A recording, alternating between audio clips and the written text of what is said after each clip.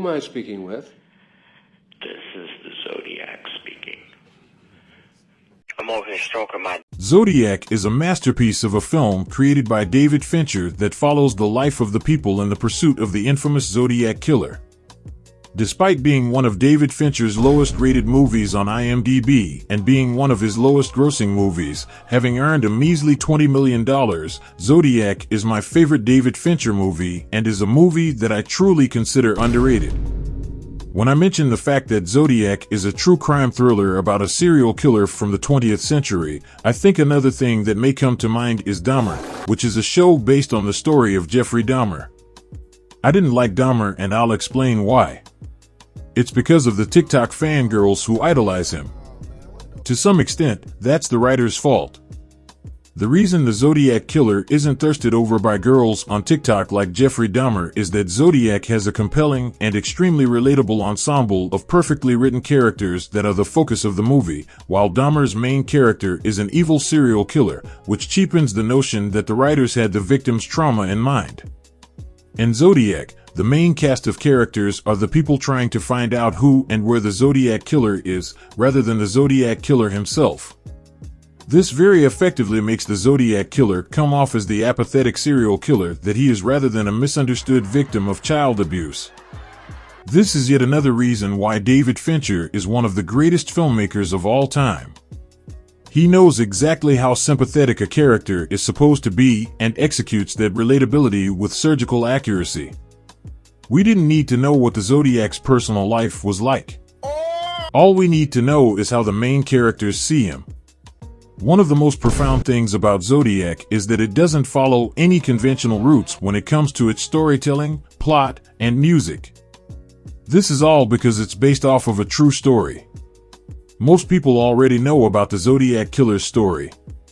These people know that the Zodiac killer's identity is never discovered and therefore know how the movie will end up, which removes the tension from the story. There is no big plot twist, nor are there action-filled bombastic scenes with loud Hans Zimmer music. The movie feels oddly personal, because it is. It's not a movie about the Zodiac killer more than it is a cautionary tale on the dangers of obsession. Zodiac also has some of the best pacing of any movie I've ever watched. The pacing is truly a sight to behold. This is because David Fincher's writing expertise makes the dialogue smooth, funny, and lighthearted without being overzealous. Public television. For some reason. Paul Avery. Robert Graysmith. I've been here 9 months. The characters' motivations and feelings in any given scene is portrayed effortlessly and surreptitiously through both the writing and the impeccable acting. The clearest example of this is in this scene, where Robert Graysmith finds out that the Zodiac killer will be targeting school buses. It is clearly shown in this scene that Graysmith is paranoid that his own child will be caught in the Zodiac killer's crossfire. This is also shown when Graysmith chooses to take his child to school rather than let him take the bus. Everything from the dive into the mindset of two detectives in a crime scene to the subtly comedic tone that is set by Dave Toschi's love for animal crackers screams amazing writing and pacing. Animal crackers. Speaking of animal crackers, another reason why Zodiac is so good is how literally everything in the movie is grounded in reality as much as possible. David Fincher's obsessiveness over the smallest details clearly shows in this movie. From the trees that were airlifted into Lake Berryessa to make the area look the same as it did when the Zodiac killer was there, to the actor that's portraying the Zodiac killer changing in every scene to increase confusion on who the Zodiac killer was, which makes us feel as desperate as the investigators must have felt at the time. This movie uses realism to its advantage and immerses the viewer into the story like no other. Another reason why Zodiac is good has been mentioned in this video by Macabre Storytelling in detail, which is that the writers use causality to their advantage in every way possible. Every scene flows into the next scene effortlessly, which makes the story more immersive and personal, which is thanks in no small part to the cause and effect back and forth that goes on throughout the movie. It feels more personal because, ironically, showing people drive from place to place, for example, would be more tedious and would make the characters more annoying, while immediately switching locations makes everything snappy, which increases the urgency that the characters must be feeling, making us relate to the characters more. Each scene begins as late and ends as soon as necessary. This seemingly abrupt ending of scenes also doesn't underestimate the audience's intelligence, as throughout the movie, things are done off-screen instead of on-screen. For example, look at this. Morty's? Anyone? Where I'm heading.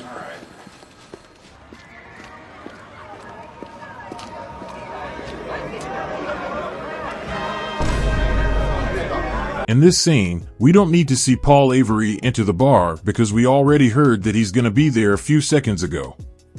The next few things that make Zodiac great all go hand in hand with each other. These reasons are all presented damn near flawlessly in the basement scene, which is my favorite scene from this movie and one of my favorite scenes of all time. The basement scene has perfect cinematography, storytelling, and sound design. Everything is relatively fine until Vaughn tells Graysmith that the handwriting which has been believed to be the Zodiac killer's was Vaughn's, implying that Vaughn might be the Zodiac killer. It's my handwriting. This is the exact moment that tension fills the scene, shown by the terrified look Graysmith gives. Vaughn then tells Graysmith to come into the basement, after which the scene becomes even more tense, because it's been told before that the Zodiac killer has a basement and that not many people have basements in California.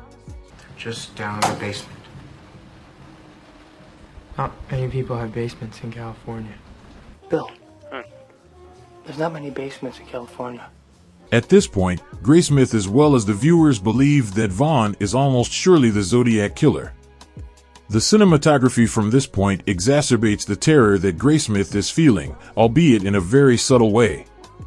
The basement is very dark, exactly where a murder might happen. The lighting also makes Vaughn look more terrifying.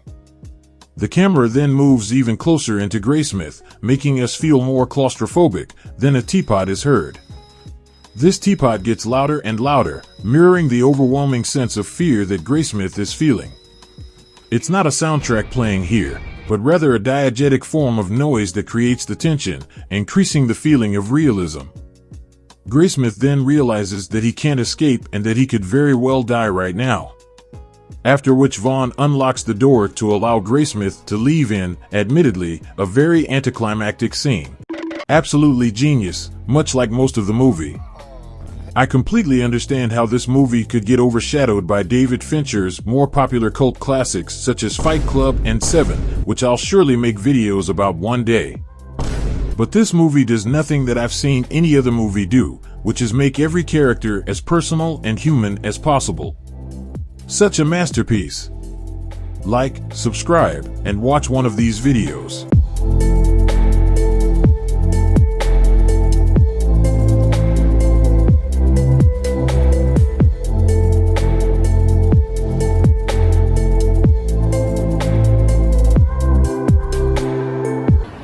Hey, Kanye, did she put her fingers up your booty?